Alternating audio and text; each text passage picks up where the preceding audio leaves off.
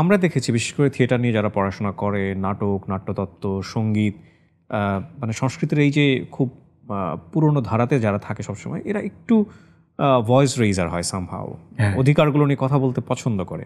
এটা ঠিক আমি ঢাকা বিশ্ববিদ্যালয় বলবো না, জাহাঙ্গীরনগর বিশ্ববিদ্যালয়ের ক্ষেত্রেও আমি এরকম দেখেছি।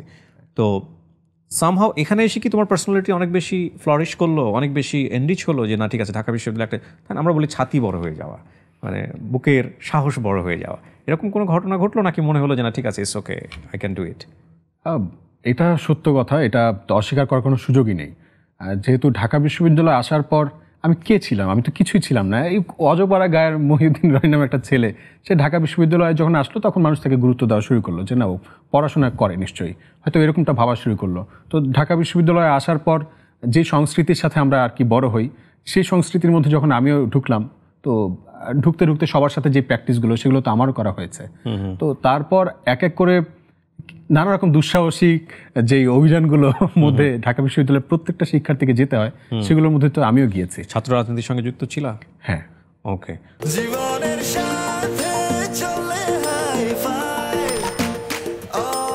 নিশ্চিন্তে খান স্বাস্থ্যকর অল টাইম পান, all time healthy life. So ওই সময় তুমি ছাত্র রাজনীতির সঙ্গে যুক্ত ছিল, এটা কি তোমার স্বেচ্ছাই হয়েছে নাকি লাইক আমরা অনেক সময় যেটা করি Roni, I know you are a very মানে খুব স্পষ্টবাদী, আমার ক্ষেত্রে যেটা হয়েছে, আমি কখনো রাজনীতি করি নাই বাই দ্য ওয়ে, মানে একটা সিটের পাওয়ার জন্য অনেক সময় বাধ্য হয়ে আমাদেরকে মিছিলে যেতে হতো, কিংবা ধরো ক্যান্টিন অনেকে ফ্রি খায়, এগুলো বিভিন্ন রকমের ডার্টি বিষয় থাকে যেগুলো আমি আসলে এভাবে আনতেও চাই না।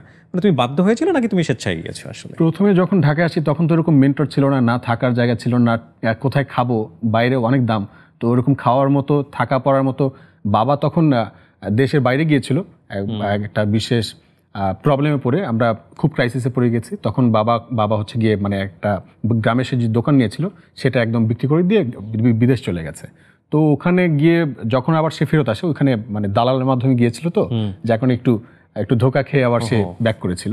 তো আসার পর দেখা যায় যে ওই সময়টা মানে ফ্যামিলিতে একটা অনেক বড় ধরনের ক্রাইসিস হয়, মানে আমার বোনের বিয়ে হয়ে যায়, তারপর হচ্ছে গিয়ে বাবা চলে আসায় আমি একটা ফিনান্সিয়াল অনেক দোটানার মধ্যে পড়ে যাই। তো বাইরে তো আমার পক্ষে ওঠা পসিবল ছিল না, তো হলেই থাকতে হতো।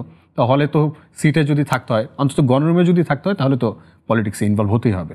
তো যখন প্রথমে এটার মধ্যে ওই সিটের জন্যই হচ্ছে কি যখন না ইন করলাম, ভেতরে ঢুকলাম, ঢোকার পর মনে হলো যে যেই ছেলেরা এখানে কাজ, মানে যারা এখানে কর্মী রাজনীতির সাথে যুক্ত হয়েছে, এরা প্রত্যেকেই ওই সিটের কারণেই প্রথমত মিছিল করতে যাচ্ছে, তারা প্রোগ্রামগুলো করছে, রাজনৈতিক প্রোগ্রামগুলো করছে, কিন্তু গেস্ট রুম করছে, হ্যাঁ, নানা রকম ভয়ভীতি দেখাচ্ছে, বিভিন্ন অ্যাক্টিভিজমে যাচ্ছে।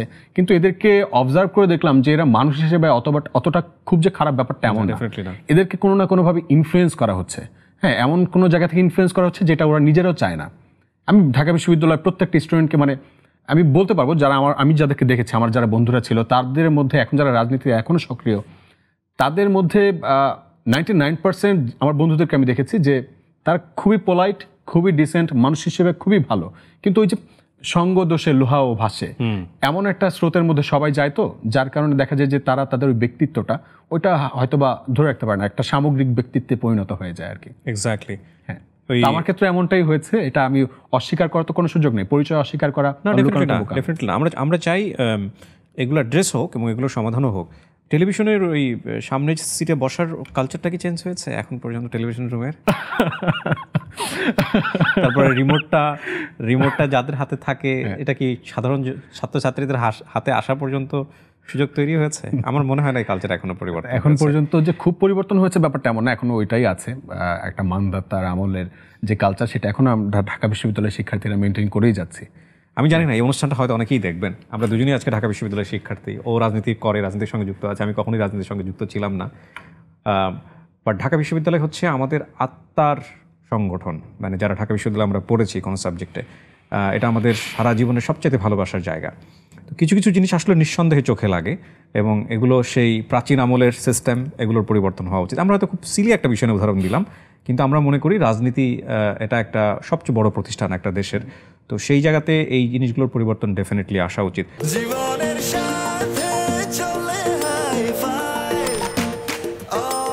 নিশ্চিন্তে খান স্বাস্থ্যকর অল টাইম পান, অল টাইম হেলদি লাইফ। ধরো তুমি যদি একটা কমফোর্ট এনভায়রনমেন্ট পেতে, লাইক বিশ্ববিদ্যালয়ের ছাত্র হিসেবে তোমার ওখানে হলের সিট পাওয়া তোমার একটা অধিকার, তুমি প্রয়োজন নাই তোমার রাজনীতি করার, এবং তোমার হলো তুমি সমস্ত ফ্যাসিলিটি ওখানে পাচ্ছ, পড়াশোনা থেকে শুরু করে এভরিথিং, তুমি রাজনীতির সঙ্গে যুক্ত হতে? হ্যাঁ, আমি রাজনীতির সঙ্গে অবশ্যই যুক্ত। তুমি অনেকক্ষণ চিন্তা করে বললা, আমার তো মনে হয় যে না, যুক্ত হতে না। না, এমনটা না, কারণ আমি ওই যে আপনাকে বললাম শুরুতেই, কেন বলেছি হতে? যে আমি যুদ্ধ থামাতে চাইতাম ছোটবেলা থেকেই, যে আমি যাই করি না কেন যুদ্ধ থামাবো। হ্যাঁ, পৃথিবীর তো নিজের স্কিল ডেভেলপমেন্টের জন্য যেহেতু যুদ্ধ শুরু করেছে যারা, তারা হচ্ছে রাজনীতিবিদ, যারা থামাতে পারবে তারাও রাজনীতিবিদ। এটা ঠিক। তো এইটা যদি ওই কাজটা করতে যাই তাহলে তো অবশ্যই আমাকে পাওয়ারের বাইরে থেকে কখনো পাওয়ার পলিটিক্স করাটা সম্ভব না, এটা গ্রিড। মানে আমার কাছে মনে হয় যে রাজনীতিতে সবচেয়ে মেধাবী ছেলেমেয়েরাই যাওয়া উচিত, সবচেয়ে ভালো ভালো যারা সোশ্যাল ওয়ার্কার আছে তাদেরই যাওয়া উচিত, কারণ রাজনীতির বাইরে থেকে আসলে চিন্তা করার তো কোনো সুযোগ নেই। তো রনি, ঢাকা বিশ্ববিদ্যালয়ে থাকা অবস্থাতেই আমরা যে ঘটনার কারণে তোমাকে চিনলাম সেটা হচ্ছে রেলওয়ের এই ঘটনাটা। তার আগে কি এরকম কোনো ঘটনা ঘটেছিল যেটা মোটামুটি একটা বড় বাস ক্রিয়েট করেছে তোমার অ্যাক্টিভিটিসে, নাকি এটাই সর্বপ্রথম? ঢাকা বিশ্ববিদ্যালয়ে আসার পরে আমি প্রথম যে আন্দোলনটা পাই সেটা হচ্ছে কোটা সংস্কার আন্দোলন। রাইট। সেখানে বলা যায় যে তখন কিছুই জানি না, কিছুই বুঝি না কিসের আন্দোলন, না বুঝেই হচ্ছে গেরিলা মতো হচ্ছে গিয়ে জয়েন করে ফেলেছিলাম। তো সেখান থেকে দেখা যায় ওইটাই আমার জীবনের, মানে বিশ্ববিদ্যালয়ে আসার পরে প্রথম আন্দোলন। তো তারপরে যেটা হয়, ওখানে তুমি রাজনীতির সঙ্গে যুক্ত ছিলে প্রথম বর্ষে একদম। তুমি এক্সপ্লোর করছো? হ্যাঁ, এক্সপ্লোর করছিলাম তখন। তো তারপর যে জানলাম, বুঝলাম যে কিভাবে একটা আন্দোলন সংগঠিত হয়, কারা করে, কিভাবে করে, তার পিছনে ঘটনা কি হয়, কিভাবে মেকিংটা হয়, হ্যাঁ, এবং আফটার ইফেক্টটা কেমন হয়। তো এই ব্যাপারগুলো তখনই বুঝে গিয়েছিলাম যে ভবিষ্যতে কোন কোন বিষয়গুলো খেয়াল রাখতে হবে। তো তারপর যেটা হলো যে একদিন মানে সবকিছু ঠিকঠাক ছিল তখন। তো তারপর বিশ্ববিদ্যালয়ে আসার পর থেকে ডিপার্টমেন্টে সময় দিচ্ছি, শিখছি। তারপর হচ্ছে বিভিন্ন স্বেচ্ছাসেবিতার সঙ্গে যুক্ত হলাম, বিভিন্ন অর্গানাইজেশনে কাজ করছি, এনজিওর সঙ্গে কাজ করছি। তারপর যেটা হলো, একদিন এই বছর 2-3 আগে আমি একবার রোড অ্যাক্সিডেন্ট করি। মোটরসাইকেল অ্যাক্সিডেন্ট করার পর আমি ঢাকা বিশ্ববিদ্যালয় মেডিকেল সেন্টারে গিয়ে, ওখানে আমার বন্ধুরা নিয়ে যায়। তো মেডিকেল সেন্টারে যাওয়ার পর আমি এখন দেখি যে ওখানে ডাক্তার নাই, নার্স নাই, আমার হাঁটুতে এত ব্যথা, আমি হাঁটু নাড়াতে পারছি না। তো ওখানে treatment, minimum treatment, primary treatment দেওয়ার মতো তেমন কিছুই নাই। তো এখন সবচেয়ে মজার বিষয় যেটা হয়েছে, ওখানে ওয়াশরুমটা নাই। হ্যাঁ, একটা ভালো ওয়াশরুম নাই, যেখানে হচ্ছে কি শিক্ষার্থীরা, মানে একটা হাই কমোড নাই যেখানে যদি কারো পাও ভেঙে যায়। রাইট, মানে বসার জন্য। রাইট, বসার জন্য একটা হাই কমোড নাই। তো আমার কি করতে হতো তখন হচ্ছে কি, অ্যাম্বুলেন্সে করে আমার হাই কমোড খুঁজতে খুঁজতে সাংবাদিক সমিতির রুমে ওয়াশরুম ব্যবহার করে আসতো। তো আমার বন্ধুরা আমাকে নিয়ে যেত। আরে কি কষ্ট, হলে তো এরকম কোনো সুযোগ নেই, হলে হাই কমোড আসেনি, এখনো নাই। দু একটা হলে 2-1টা হাই কমোড আছে, কিন্তু আমাদের হলে তখনও নাই। তো ওই হাই কমোডকেই শুরু হয় আমাদের। তো দেন বন্ধুরা ওখানে ছিল, আমি বললাম যে এত কিছু নাই, এটা নিয়ে কি কোনো কাজ হয় না কখনো? তো ওরা অনেক কিছু বললো যে না, এমন তেমন কিছু তো হয় নাই। তো আমরা সবাই মিলে সারা রাত বসে হচ্ছে আমরা একটা একটা করে নোট করলাম যে কোথায় কোথায় প্রবলেমগুলো, আমরা সবাই গিয়ে অবজার্ভ করে। ওরা আমি তো অসুস্থ, আমি তো ওখানে বসে আছি, ওরা সব কিছু অবজার্ভ করে আসলো। আসার পর আমরা সবাই মিলে বসে প্ল্যান করলাম যে এখানে কি কি সমস্যা আছে, সেগুলো লিখলাম যে এই সমস্যার সমাধান করতে হবে। তো তারপর ওখানে শুয়ে শুয়ে একটা ব্লগের মতো করলাম যে ঢাকা বিশ্ববিদ্যালয় মেডিকেল সেন্টার আধুনিকায়নের দাবিতে আমি অনশন করেছিলাম ডিরেক্ট। হ্যাঁ, তো অবস্থান কর্মসূচি বদলে আমি অনশন করা শুরু করেছিলাম যে এইটা তাড়াতাড়ি করতে হবে, কারণ আমি অসুস্থ।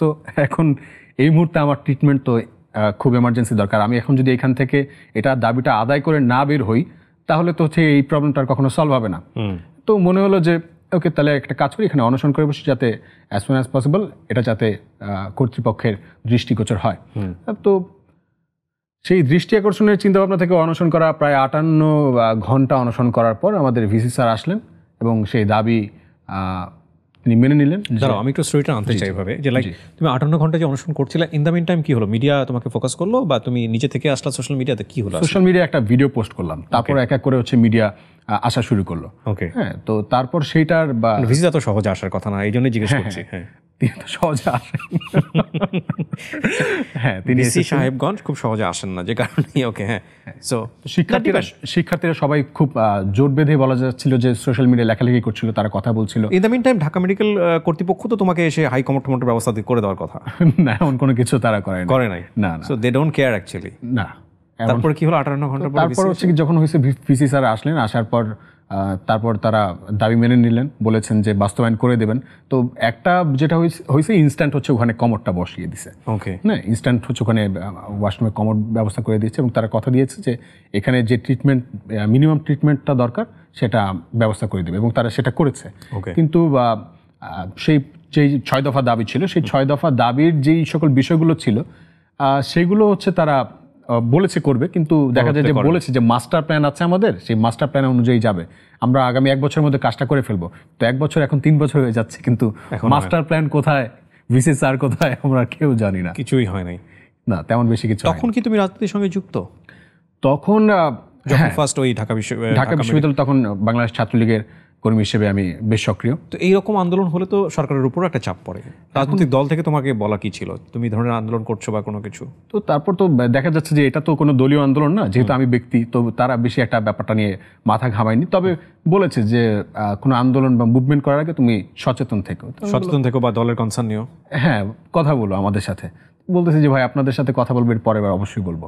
তো তারপরে যেটা হলো যে রেলের যে ঘটনা ঘটলো, হ্যাঁ, রেলের ঘটনা, ওইটা হচ্ছে তারপরে আমার দ্বিতীয় সোলো মুভমেন্ট বলা যায়, ঢাকা বিশ্ববিদ্যালয়ে আসার পরে আর কি। ওকে। তো সেই মুভমেন্টটা হচ্ছে প্রথমে আমি যখন বিপদে পড়ি, তখন আমি যেই ভাইরা বলেছে যদি তুমি কোনো প্রবলেমে পড়ো আগে আমাদের কাছে আসবা, তো আমি তাদের কাছেই যাই যে ভাই এরকম আমার তো প্রবলেম হয়েছে, যদি দেখেন কোনো ভাইদের সাথে কথা বলে প্রবলেমটা সলভ করা যায়। তো তারা বললো যে আরে কিসের মধ্যে কি ঢুকে গেছো, এছাড়া আরো অনেক ইম্পর্টেন্ট বিষয় আছে, তুমি সেগুলো নিয়ে থাকো, আসো চলো রাজনীতি করি, আমরা মিছিল করি, এই প্রোগ্রামে যাই, সেই করি। তো এরকম অনেক কথাবার্তা হলো। তো আমি, আমার কাছে মনে হলো যে আমার যে প্রবলেমটা আমি আপনাকে শেয়ার করলাম, আপনি বলছেন শেয়ার করলে আপনি সলভ করবেন, সলভ করে দেওয়ার চেষ্টা করবেন, আপনি সেটা না বলে আপনি আমাকে অন্য দিকে নিয়ে যাচ্ছেন।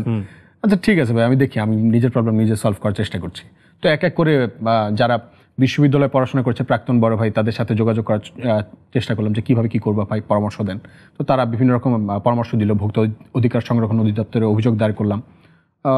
সব কিছু হয়ে যাওয়ার পর আমি বারবার হচ্ছে গিয়ে ওইটার জন্য বলছিলাম যে ভাই কোনো রাজনৈতিক সক্রিয় কর্মী হওয়ার পরেও তুমি এক্সট্রা কোনো ফ্যাসিলিটি ওখানে পাওনি। আমাদের পারসেপশনের জায়গা থেকে যেটা হয় যে কোনো একটা দল যখন ক্ষমতায় থাকে সেই দলের কর্মী হলে সে এক্সট্রা ফ্যাসিলিটি পায়, বিভিন্ন জায়গাতে পায়। হ্যাঁ, এটা সত্য, অনেকেই পায়। সো সামহাও তুমি এটা পাও নাই। সামহাও বলতে গেলে আমি কখনো রাজনৈতিক যে ফ্যাসিলিটিসগুলো আছে না নেওয়ার ক্ষেত্রে, এই ব্যাপারটা কেন যেন আমার মনে হয় আমার ব্যক্তিত্বের সাথে যায় না। বিউটিফুল।